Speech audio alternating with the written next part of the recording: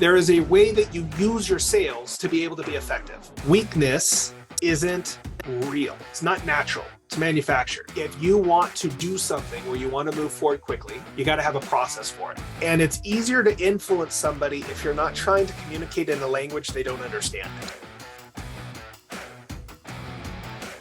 All right, so for those of you guys that don't know Alex, he's a behavioral analyst consultant, and he's a certified trainer of advanced integrative psychology. He's my disc guy, he's a disc guru, but he works and trains with real estate agents all around the country. And he also works with executives and business owners on ways that they can better adapt their communication and their behavior to more effectively lead their team and people. So I'm sure a lot of us know what DISC is. We know for analytical, driver, amiable. So Alex sort of takes DISC a step further and kind of peels back the layers to take a deeper look and dive as to why we are the way we are, and like how we can better understand and relate to our clients and the people that we're leading. So Alex, I'll kind of let you take it from there. Awesome. So DISC sucks. I'm going to just start off. I'm the DISC guy and I think DISC sucks. So before we begin, I actually want to start with something a little bit more thought-provoking. I want to open up some mics and I want you guys to talk to me. Prove to me, like, I don't know, this. How do you guys know this is real? Somebody. You can touch it, see it, feel it. See it. Okay.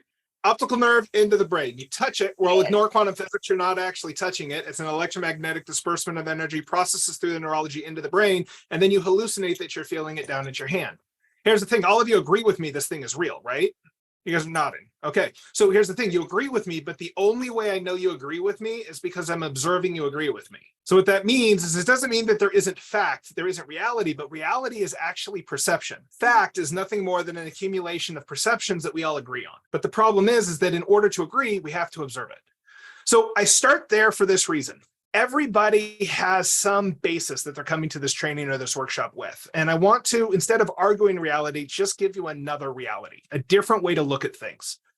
So what happens is in life, we have more than 2 million bits of information coming in. There's a book called Flow by Mihaly Csikszentmihalyi, and it's 2 million bits of information. Of it, we process 126. It's a dump truck of toothpicks coming down. We grab a handful, we go, this is real, this is all that's real. And this is what we're focused on. The challenge is this is also what our clients are focused on. This is what our prospects are focused on, but their handful and our handful is different. So what happens is we delete, we distort, we generalize the information, create a picture in our head. That picture crossed with our state and our physiology generates a behavior. The behavior generates a result, and that result then produces the way that we filter information. It affects our beliefs, our values, our aptitude, how we feel. So when you're interacting with somebody and you make a bunch of calls and you get a no, no, no, no, no, how do you reset yourself? How do you keep yourself in that positive mindset? So the next time you pick up the phone, you're not basing it upon the reaction you just got. Does that make sense to you guys? So today what we're going to be talking about is we're going to be talking about the DISC assessment. We're going to be talking about values and understanding what are your unique strengths and weaknesses and how to capitalize on that. I'm going to be talking about a couple of people's profiles that are on the call, but I want you to understand that everybody has their own reality. Reality isn't real. Reality is real for the person. So inside of the DISC assessment, one of the things that I often hear is the DISC assessment is fixed. Whatever your DISC is, that's always going to be your DISC. How many of you have heard that before? Got a handful. Okay. So the challenge with that concept is DISC measures behavior.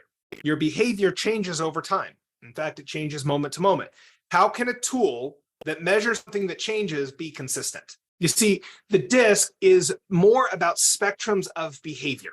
When we start talking about the DISC assessment, I talk about it very differently than what a lot of people do. A lot of people who teach the DISC assessment, high D good, low D bad. I can tell you the strengths of a high D and the weaknesses of a high D. I can tell you the strengths of a low D and the weaknesses of a low D. The thing is that everybody operates in a spectrum, and the way that you perform, the way that you achieve a high level of success is to be you. So what I'm going to do, so we're going to talk about the Genius model. In the early 2000s, a company called Intermetrics, the company behind the WiseHire, they ran a study that wanted to look at why people performed at the peak, what they called genius level performance. And what they looked at, so there was 75 PhDs, almost 200,000 participants, 23 countries. And they were looking at 5 different levels of performance: below average, average, above average, excellent, and genius level performance. And what they wanted to know is what allowed someone to perform at their peak. So this is interesting to you because you, as a salesperson, want to be able to create an environment where you're successful. How do you do that? And what they looked at was natural talents to go in certain positions, what causes someone to be successful. And they found no statistical correlation. So despite what a lot of people teach, there isn't a good sales profile. There is a way that you use your sales to be able to be effective. But every single person that was performing at the genius level had two acquired skills: self-awareness and authenticity. Write these words down: self-awareness and authenticity. Self-awareness is knowing what are your strengths and what are your weaknesses. It's knowing who you are and when you're being yourself. Authenticity is creating an environment where your success is dependent upon your strengths and your weaknesses are mitigated by people and process.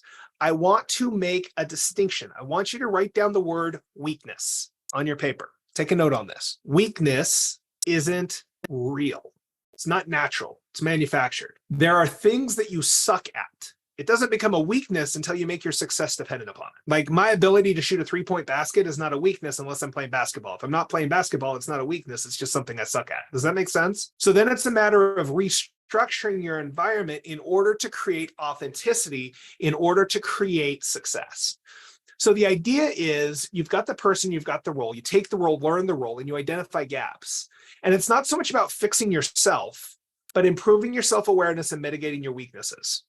And then adjusting the environment, the role, to be able to produce the results you're looking for. So today what we're going to do, I'm going to go ahead and stop this. So now we are back to us. Emily, able to come off the mic and let's talk through profiles. I talked to Emily beforehand. I got her permission to be able to do this live on air, and I think this is going to be fun for all of us. So what we're going to do is we're going to look at Emily's profile. Emily just took a new profile. This assessment is something that I call the Advanced Insight Assessment. I call it the Personality Blueprint because Advanced Insight Assessment doesn't mean anything to people. Personality Blueprint does.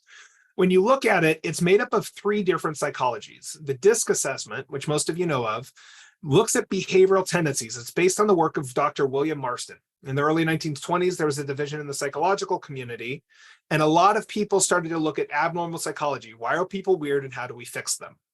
Dr. Marston, who is also the guy who created Wonder Woman, just so you know, Dr. Marston wanted to start focusing on normal people because he didn't understand them and he wanted to understand normal people. He looked at 4 categories. The DISC, you are not a D, I, S, or C. You are all 4 categories. It's not fixed. It operates in a spectrum in all 4 categories. We'll talk about the DISC in a moment. The next thing that it has is it has a values index. The values index is based on the work of Allport and Spronger. Allport and Spronger looked at intrinsic motivators that drive behavior. This is why you do what you do. And then this is a formal axiology report called the Attribute Index, which is based on the work of Dr. Hartman, which looks at how you process and filter information. If any of you would like to take a free assessment, if you go to youdon'tknowdisc.com, there's a big button that you push to get a free assessment, and you're welcome to take it. So this assessment gives you a lot of information in a very succinct piece. So when I start to talk about profile, Emily, I'm going to walk you through your profile, but I want you guys to understand how it works. The first thing I do is I look at the DISC. I look at behavioral tendencies, the highs and the lows of each of them. There is strengths in the highs and the lows. So Emily, you are medium to high D, low I, medium to high S, high C. This is your profile. That's your tendency. I look at the color, not the gray. The gray is how you're adapting in your environment. So based upon a lot of people who talk about sales, this is one of the things that you'll look at and go, oh, this is a detriment, because the low I isn't social. They're antisocial is what I hear all the time. That's not true. The I, high I, outgoing, gregarious, low I, introspective. So Emily, one of the things for you, when you're working with people, you're going to be better off in a situation where you're asking questions and getting the other person talking. So instead of doing the traditional sales where you've got to learn the script and learn what to say, you shift the conversation. All of a sudden you start asking questions. Now you can get to engage because you can do it through introspective. Does that make sense? And does that resonate with you? It's very true. Right. So for those of you who are maybe in a lower I category in your DISC profile, it's like, I got to learn the script. I got to learn the script. No, you don't. You don't. What you need to learn is you need to learn a different script. You need to learn how to ask questions because that's how you engage. So Emily, you've got this flexibility. You've got the high D and low D, and you're right there in the middle. So you can go either direction. The D spectrum looks at how people tend to move forward. It's not about decisiveness and aggressiveness. That's like I hear it all the time. The high D is decisive because they don't want to slow down. It has nothing to do with just being decisive for decisive sake. Hey, In Alex. fact, a lot of the high Ds, yeah. What is like, so there's the gray's the adaptive style, the red's the natural. What does it mean when the adaptive is higher, like in Emily's, than the natural?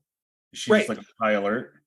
No, in the environment, she's being more decisive and moving forward quicker than she normally would. That's all it means. So When you she's take kind of whatever in the her work spec- environment. Yep, in the work environment where she was Okay. taking this. So when you look at the assessment, D, I'm going to talk about the disc, not just Emily's. That's what I'm doing right now. Is I'm talking about the highs and the lows. High D focused on moving forward quickly. Low D moves forward deliberately. It's not that a low D can't make a decision. It's that they want to be deliberate in making the decision, making sure they have enough time and information. So if you need to get somebody who's a low D to move, you need to install time. I know you've been thinking about this for a while, and I want to make sure it's the right decision for you as we move forward quickly. Like, oh, okay. You're allaying that fear because they're worried about doing it the wrong way. So the low D, you just simply have to make sure that you install time and information. So when you're working with a high D, it's about moving forward. A lot of people go, yeah, they're really aggressive and they're angry. It's like, no. They're mad at the situation. You don't become like they're not even thinking about you until you start to voice it. Then you become the problem. Does that make sense? So when you're working with somebody who's a high D, it's never personal. So that's the D spectrum, looking at moving forward quickly or moving forward intentionally, deliberately. The I category, I looks at how people tend to interact with people. High I, outgoing, gregarious. Low I, introspective. It is not introvert, extrovert. This is very important for people to understand, especially the high I introverts. Introvert, extrovert is about how you recharge. Introvert, extrovert is about how you recharge. High I's and low I's is about how you interact with people. So if you're a high I who's outgoing, gregarious, but you're an introvert, it means you're a really social person who burns out if you don't give yourself time away from people. I'm seeing some nods. So that's a thing. People who have a high I, same thing. You can actually be a low I extrovert, meaning you're not very social. You don't like to talk to people. You like to listen, but you need to be around people to recharge your energy. I was one of these people. I had to go to a restaurant and go sit in a crowd in order to recharge. Does this make sense? So when we're looking at these profiles, what you want to do is you want to identify what is yours and then what is the strengths and weaknesses and how do you mitigate them? So like, for instance, when I was talking with you, Emily, low I, you don't like to talk, so you got to get the other person talking. So instead of scripts, ask questions. The S is about pace, stability, how much you like doing things the same way consistently. The high S is very stable. They're stable emotionally, they're stable in their actions, they're stable in their behavior. What that means is a high S is going to do things consistently. If they're doing it right, they'll do it right. If they're doing it wrong, they'll do it wrong, but they'll do it consistently. So in order to make a change, you have to do slow change and you got to just keep moving it until all of a sudden it's finished. So if you're working with a high S, you got to put bumpers in place until they're pointed the right direction. If you are a high S, you've got to be patient and make that change. And once you've made it, you can let go and it'll just low S, fast pace. They're quick, but they're also spontaneous. They're very expressive. They tend to move a lot, which means that slowing down and doing something consistently is a challenge, being able to have that consistency. So knowing that, how can you put something in place to be able to mitigate that, right? So if I know, it's like, no, I've got to get myself to do this consistently. I'm not going to. I need to recover. I need to make sure that every time I don't do it, I make a commitment the next day. One of the things I love for the low S personality types, instead of committing to doing something for the next 30 days, like I'm going to make calls for the next 30 days, instead, every day for the next 30 days, I'm going to make the commitment. So every day I'm going to make that commitment. D. What does it mean when you have, seeing here with Emily, right? It's a high S, but a very low adaptive style. So just remind me, what does that exactly mean? Right. So when you look at something like this, what that means is right now, Emily, in your environment, you like steady, stable, and you're trying to speed things up. Either you've got pressure or you've got momentum, one of the two. Either I need to get this going, so you're feeling a lot of pressure and I got to get this moving, so she's speeding up, or, oh my God, I've got momentum and I want to ride this momentum. Either way, it's an excited energy that makes her move quicker. It's a stress response. Good or bad, doesn't matter. It's still a stress response. Does that make sense, Dean? Awesome. Emily, does that resonate with you? You're reading me like a book. Yeah, that's very true. Yep. So when I look at her adaptive, she's being more decisive, trying to speed things up, trying to be more social, and She is being a little bit more innovative in how she does things, letting go a little bit of the it has to be proven, let's go ahead and give it a try. So the C category looks at how you follow the procedures of others. This is another thing that is taught wrong all the time. High C's have attention to detail. Low C's have no attention to detail. That is not true. Low C's have no attention to your detail. They care about the details that are important to them. High C's care about the way things are supposed to be done because they're looking for a quality result, a quality predictable result. High C's, they're resistant to change. No, they're not. They're adverse to risk. So if you're looking at a high C, it's not that they're resistant to change. You need to mitigate the change by talking about the fact, you know what, a lot of clients have had this before. I know what the situations is like. As long as we do this, and we've got a process in place to incorporate feedback. So if it doesn't work, we've already got something to be able to incorporate the feedback and make the change. So I know this process is going to work. And they're like, oh, okay. That's all it takes. If you want to implement change in your organization, you just need to talk in terms that the other person understands. Low C, people have a hard time. So Emily, for instance, you're really good at following process, but you know those people who really struggle to follow process? The challenge is that even if they want to, that low C, it's not that they're defiant or they're obstinate, it's that they struggle with it. So instead of getting them to follow process, like the people that are on your team and the people that you're working with, all you need to do is put good warning signs in place to let them know they're going off track and develop a good recovery strategy. So it's like ADD. Instead of trying to focus, distract yourself. If you have a low C, instead of trying to follow process, put warning signs and get a good recovery strategy so that you recover before you fall. That's it. Does that make sense? So this is the DISC assessment, and it's great because it gives you a good insight. And I was able to just kind of walk Emily through her. Like the biggest thing is, if you want to do something where you want to move forward quickly, you got to have a process for it. If you want to be social and outgoing, you've got to create a process for how you socialize and how you connect. And you're going to do better with a process if you ask questions as opposed to trying to be the talkative one. So everything you do, drive it by process. If you're struggling to get momentum in what you're doing, literally, if you write down step 1, open email, step 2, go through email, step 3, close window, and you put that written down on your paper, it seems stupid, but if you're struggling to take action on something, if you give yourself a process to follow, you'll start taking action. So next piece I want to talk about is I want to talk about values. Values are the intrinsic motivators. This is more important than the DISC because this is what drives you to do what you do. There are 7 distinct buckets that each of these fall into, and everybody has something different. One of the things is I've run 7,000 real estate agent profiles. And in the last couple of years, what I found is that majority of real estate agents are an IS personality type, and they actually have a medium to low economic score. And what that means is real estate agents are struggling to build business because they're setting financial goals when money doesn't actually motivate them. So what you're going to need to do is you need to understand, why do you do what you do? What are your motivators? Aesthetic looks at balance and harmony, looking things to feel good, to be pretty, to have a nice environment, making sure that things are fair. Economic is about utility. What's in it for me? Return on investment.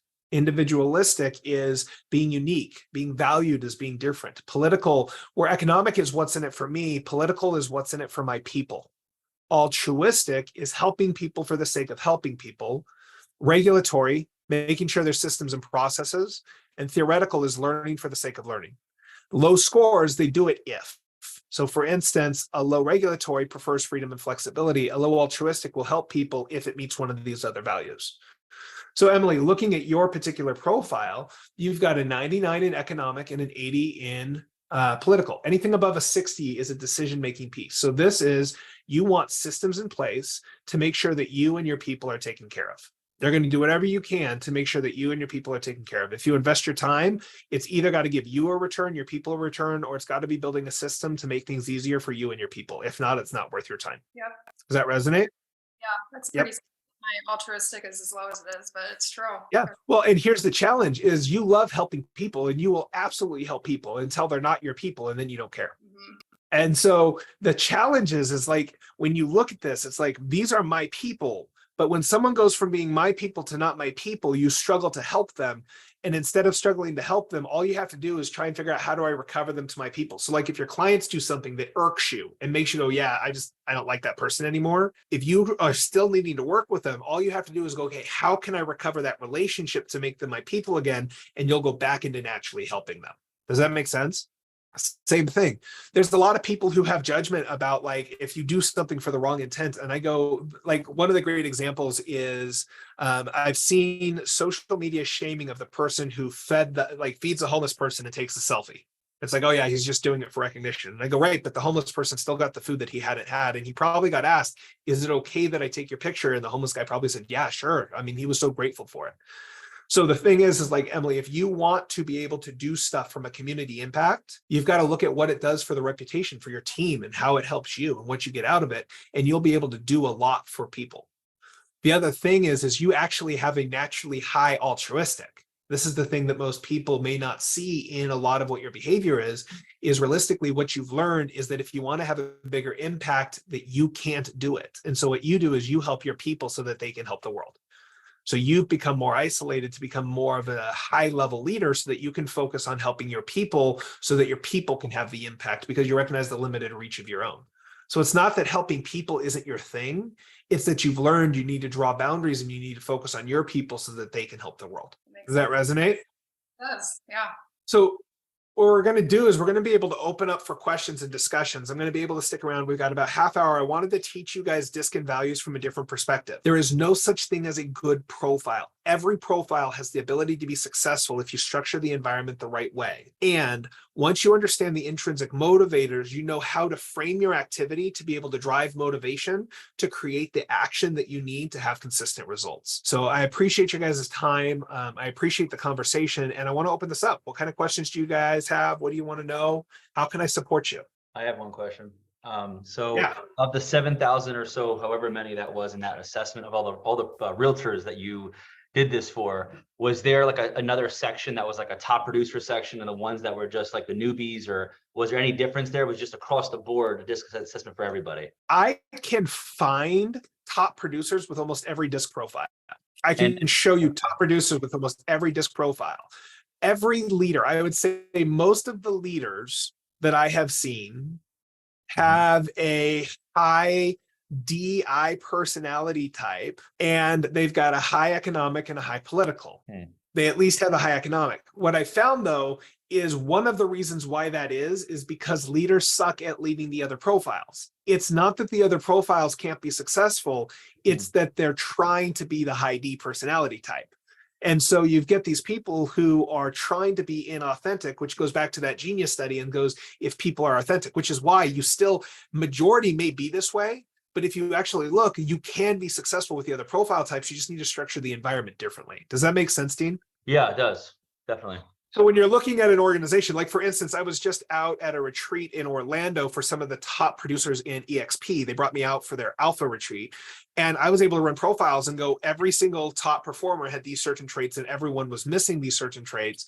And a lot of people went, oh, well, then that's the profile we need to look. I go, or as leaders, you need to learn how to lead the other types. There's two different ways to look at that statistic. Does that make sense? Okay. Yeah, definitely. So Alex, you're saying it's more like we have to become chameleons to the other types because we can't change them. So we have to change ourselves to lead them. Communication is about influence. And it's easier to influence somebody if you're not trying to communicate in a language they don't understand. So you don't have to become adaptive. You don't have to become a chameleon. However, if you don't become a chameleon, then you should restrict the people you work with to the people that are like you for more efficiency. If you want to have more people, like a broader spectrum of people you're working with, either as clients or as people in your organization, then you need to develop your leadership skills to lead those different types. If you want to only be you and be just like, I just don't want to worry about adapting, then make sure that you filter out the people who aren't like you so that you don't have the frustration and waste your time. So run something, filter them out, and only work with the people that are like you so that it's natural. Those are kind of the two structures to build. But that's not really, I'm not disagreeing with you, but in my mind, you say work with the people like me. If I had a bunch of me's on my team, I'd want to kill them. If you had a bunch of yous on your team, they wouldn't have a team, because they would all want to go run their own team. That's the problem. Like, you have a team, which is why you don't want to be able to just bring people in that are like you, because they'll want to go start their own team. You want people who are different than you, who can buy into your vision, who have similar values and motivations, which is why I'm doing a series on my Instagram right now about making the perfect hire. It's like, you need to understand who are you as a team, as an organization, and making sure the people you bring in are a good fit. This is the other thing a lot of agents don't do well, is they take anyone as a client and they're killing themselves. They're killing their efficiency, their happiness, their fulfillment, because they're like, oh yeah, well, this guy wants a house. It's like, it doesn't mean that they're your client. There's enough real estate agents you guys can pass stuff back and forth if you really wanted to, or you got to just accept this person's different than you. It's not right or wrong. How do I need to adapt in order to lead them? Does that make sense? Yep. What other questions you guys have? Do you think under stress that you have a secondary like trait to yourself? Yes. So there's something called an amygdala hijacking. And when people are under stress, what happens is there's a deregulation that happens and the person is no longer thinking. So if you go like this with your hand, the thumb represents the reptilian part of the brain, safety and security. The palm represents mammalian, which is acceptance and belonging. And then the fingers represents the neocortex, the thinking part of the brain. It sits like this. When you're working with your clients, you need to be able to help regulate them so that they can hear logic and reason. So when you ask if they have a stress response, if they have a different personality type, they do, so do you. But the problem is it's not just a different personality type, it also lacks complete access to logic and reason because it's emotionally triggered. So you need to create seen, safe, accepted, and protected to bring them back into thinking, and then you can navigate them. So a lot of times that's why the adaptive communication is so important, is you need to understand who you're talking to so that you can make them feel like they're safe and they belong because you're speaking their language. Does that make sense, Richard? Yeah. Do you think that there's any particular questions you would ask right off the bat to figure that out within 30 seconds? Yeah, I can shake somebody's hand and tell you what their profile is. The biggest thing is when you want to listen for the DISC, D, you're looking for how quickly they move. Are they wanting to move forward or are they wanting to be intentional? I, do they like to talk or do they prefer to listen? The S, do they tend to be emotionally expressive or do they tend to be more reserved in their expressiveness? And C, are they focused on the right way to do things? Or are they focused on like, how do we know this is going to work? What's the quality? Are they more like looking for quality guarantee or are they more looking for, is it going to work? And so that's the low C. So that's the higher low. So when I do the conversation, I always just look point A, point B, where in the spectrum are you? Cool, you're there. Now I know how to talk to you. It's 30 seconds because all you have to do is understand. Everyone wants to know every step. And I go, no, just know the 2 points and then figure out where they are in that spectrum. Does that make sense, Richard? Yeah, makes complete sense. Thank you. If you email me, Alex at my disc guy or Alex at youdon'tknowdisc.com, I've got a little cheat sheet that I can send you that's like a quick tell card on how to cold read people for the disc profile. Absolutely. Thank you. Appreciate that. I thought it was interesting that you said there are certain people that you should and shouldn't work with. And when I took your class when was that, in October in Vegas? Yeah. Resonated with me. And so now I'm really intentional on the type of people and the type of personalities that I work with, because I know there's certain types out there that I won't do well with. And it's not worth my time. So it's easier just to refer them out to someone else on my team or to, go a different direction with them. So how, again, you said you're going to send that out, but what's like the quickest way, especially if you're on the phone, because we're all calling a lot, what's the quickest way to be able to kind of decipher and figure out who you're working with before you even, I guess. So the communication, the way that relationships work, everyone thinks that it's person A and person B, but there's actually a third. The way that I like to teach it, Emily, is waves. So if you take two rocks and you drop it in the water, each creates a wave, but it's the interference pattern that's the relationship. So how you know if it's a good fit or not is you need to know what you are, what's your natural, what's your weaknesses. And then once you identify that, then you go, okay, so now which category do I feel like I can adapt to and which ones I can't? So you and I've talked about the whole talking, the people who like to talk a lot work a lot better than the people who are more shy and reserved, because you can ask them questions and then they'll go off. And it's like, cool, I love talking to them because all I have to do is plant a seed and they just start talking. So that's an easy way, is if you're having to carry the conversation, it's probably not a good fit. So understanding yourself is really the biggest key. The better you understand yourself, the better you can cold read the other person. Then it's a matter of, if you're on the phone with somebody, hey, how you doing? Good. Awesome. I'm glad you're good. So what's going on? Stuff. Okay, help me out here. Let's have a conversation. If you start hearing those kinds of responses, that is, I don't trust you. That's a triggered response. So the first thing you need to do whenever you're on a conversation with someone is you have to see them. You have to make them feel safe. You have to make them feel accepted and protected by you, because until that point, you're not talking logic and reason. You can't go into your pitch. You can't go into anything until they understand that you're there for them. Hey, this is Alex. I'm probably interrupting your dinner and you hate sales calls. I hate sales calls too. How you doing? Do you have about 5 minutes? Can I talk to you? Sure. You just hit their objections. You're like, okay, yeah, you see where I am. Does that make sense? And so being able to get them back to this and then listening to their language is going to tell you a lot. Are they focused on moving forward, or are they focused on moving forward intentionally? High D, low D.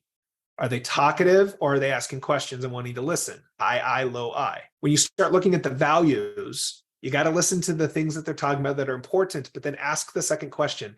Okay, why is that important? What will that do for you? The first level is often needs. Second level is motivators. Yeah, you know, I really, right now, my focus is I want to make sure I'm getting enough money for the house. Their motivation is not economic. Why is that important to you? Well, I need to make sure that my family's taken care of. It. Okay, people. It's their people. They're worried about their people. So you got to go down a level because everyone focuses on their needs, not their motivators. Their motivators are that deeper level. Does that make sense? So Alex, what we do, what we do is that, you know, we're obviously, we're doing a lot of cold calling on this Phone Warriors group as well, right? And so Yeah. a lot of times we have to get people within the first like 10 to 20 seconds. And so in order to make them feel accepted and wanted and trust and build that trust as soon as possible, would you suggest that you should listen for more of a tone of how they say something or specific words that they're actually saying? Both. So Okay. you want to listen for the tone more. So the words have no inherent meaning. That's the first thing is you got to let go of the idea that a word means something. Because if they say house, it has a picture in their head that's very different. That's that 2 million bits. They have a handful. This is what they think of when they think of house. What you want to listen for is where they have an analogical marker, meaning a tonal shift or some sort of an energy shift around certain words, because that indicates that that word activates a neural network inside of their brain that is partial to whatever they're talking about. So if they talk about, yeah, my family is really important versus, yeah, my family, like you can hear there's an analogical marker, there's a pause. All of a sudden, what that's doing is it's not the word, it's the network that it activates in the brain that shows that has value and intrinsic motivation for them. Does that make sense? Yeah. Is that the same thing as like a visualization would like creep in? Yes and no. Some people have visual, some people don't have visual. And so visualization will creep in for some people because they have a more of a visual, that's their representation system. It's how they think, but some people think in sounds and some people think in feelings. So they don't, not everyone has pictures. Awesome. Yeah. So if any of you guys are interested, I have set up a coupon code Warrior, and I've got a link to be able to go in and do a profile debrief where I'll sit down one-on-one with you for an hour or 2 hours and go over the coupon code Warrior. Instead of it being a normal 1 hour session, it's 2 hours either for you or for you and your team, where I'll come in and I'll either do a training for you, or I can just walk you through your personal profile and you understand what are your strengths and weaknesses and how do you adapt it.